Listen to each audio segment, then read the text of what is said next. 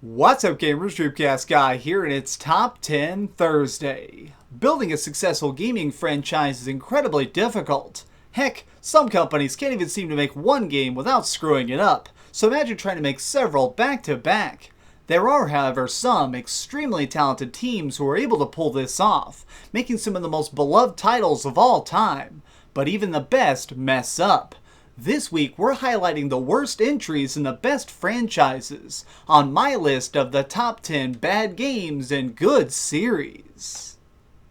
Number 10.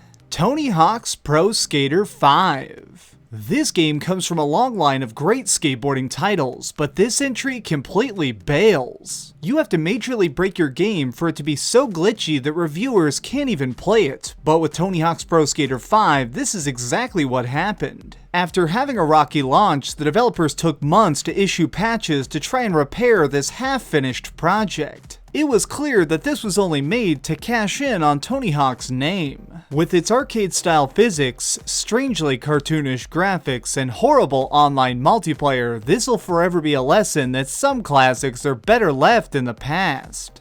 Number 9. Gauntlet 7 Sorrows. Sometimes a game can be hated not just because it's bad, but because it followed so many fantastic sequels. The Gauntlet series was some of the first truly legendary co-op adventures. Teaming up with your friends, you could each select a hero, level up, and kick some serious ass. For 7 Sorrows, it seems they wanted to take these same elements but dumb them all way down. Enemies were basically reduced to being giant punching bags, even landing 50-hit combos was bizarrely easy, and every monster you dropped had a chance to shoot out tons of food to refill your health. Removing all sense of challenge made this one long bore, even if you had buddies to play with. Number 8. Metroid Other M.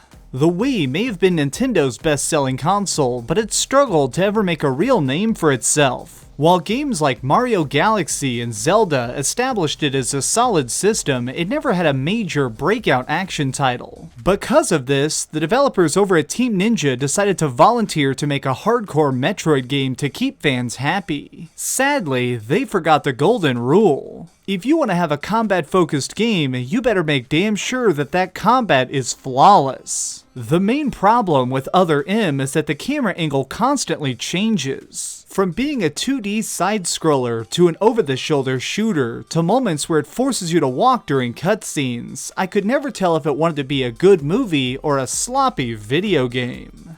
Number 7. Sonic the Hedgehog 2006. I honestly feel kinda bad for Sonic. After his simple beginnings on the Sega Genesis, the Blue Blurs had a lot of trouble staying relevant. The team that worked on his games kept trying to find new ways to reinvent his character and bring in a fresh audience, which is admirable, but in 2006 they finally went too far. Sonic the Hedgehog was supposed to be a reboot of the series. All the levels would be made bigger, there'd be a hub world where we could pick up quests, and the story was intended to be more realistic. Somehow, they ruined every aspect of this game. Controls were glitchy, maps had a bad habit of not loading right, and the plot was downright creepy. Why in the heck would you have him kissing a human girl? It just looks so wrong. Number 6. Devil May Cry 2.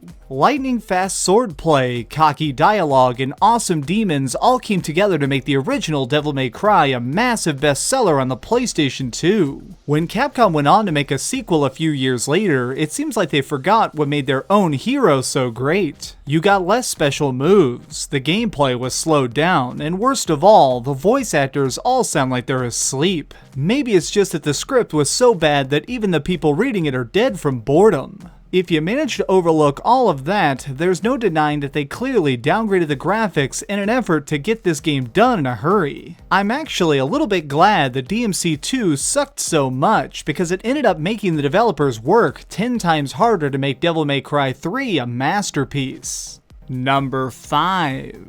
Resident Evil Survivor.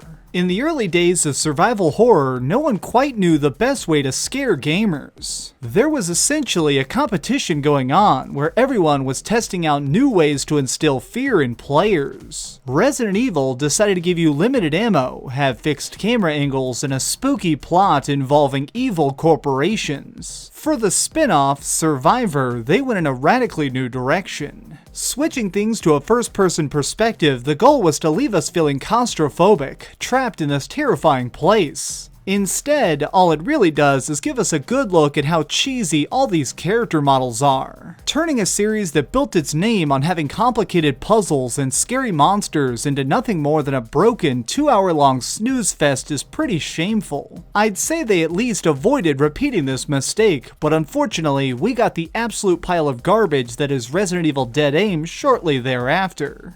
Number 4. Castlevania 64. When it comes to open-world games, some would say that Castlevania was a pioneer in the genre. Each title in the franchise let us make our own path through castles filled with mythological beasts and slay a lot of vampires. At the launch of the Nintendo 64, one of the most highly anticipated releases was a new Castlevania. What we got wasn't exactly what people were expecting. While it had the core heroes and villains that people loved, it completely lacked the overall atmosphere. It was like someone else had stolen the brand and made a poor copy of it. You could say that the only tough battle in the game is against the controls themselves. Transporting the series into 3D left us with extremely blocky movement. Our muscly character walks and jumps like he has some sort of horrible medical problem. How can we enjoy this riveting tale of demons and betrayal if we spend the entire experience just trying to figure out how the hell to get around?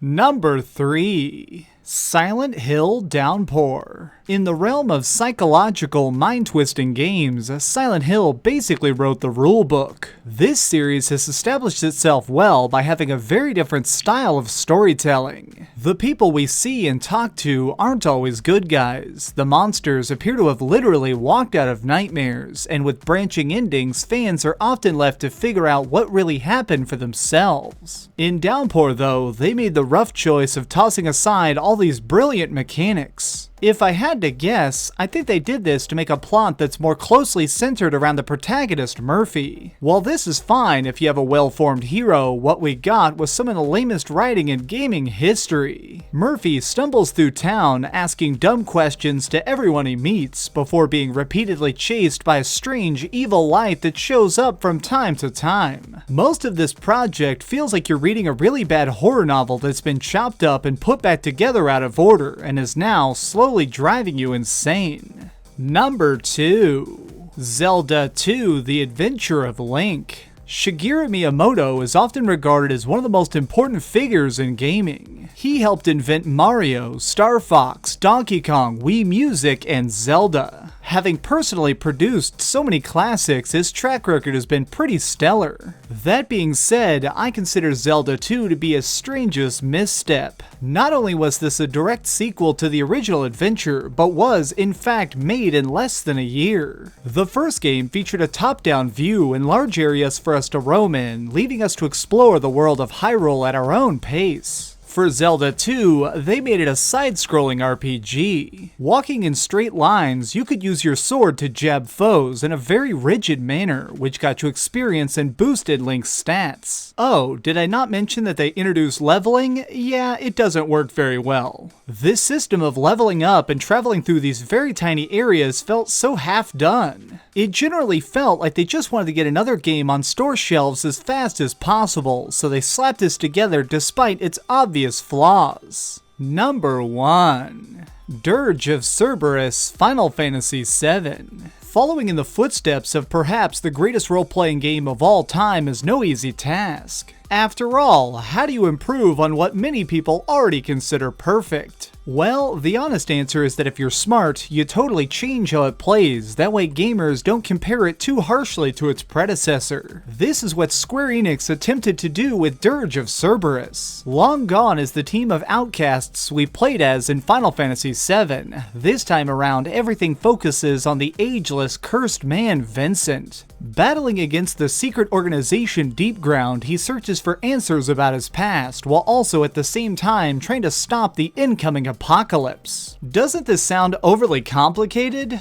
Good, then you already understand why this game was such a mess. If you somehow manage to avoid paying too much attention to this awkward story, the gameplay itself is broken. Taking this epic universe and making it a simple third-person shooter was basically the weirdest idea ever. For its flawed design, stupid dialogue, and pointless plotline, I am awarding this my pick as the worst game in an awesome series.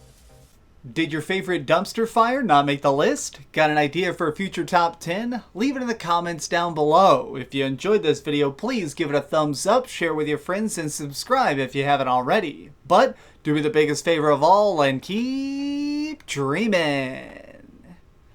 I want to put a special thank you at the very end here because we've gained nearly 2,000 subscribers in the last 10 days, which is just absolutely mind-blowingly incredible to me.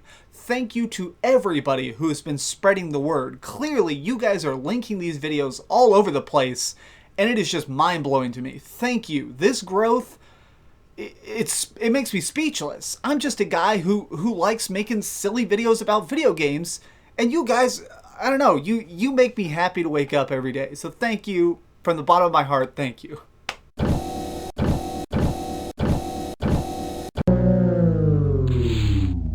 Thanks so much for watching. If you liked this video, maybe check out my last video. Please subscribe, and if you want, share this somewhere with your friends.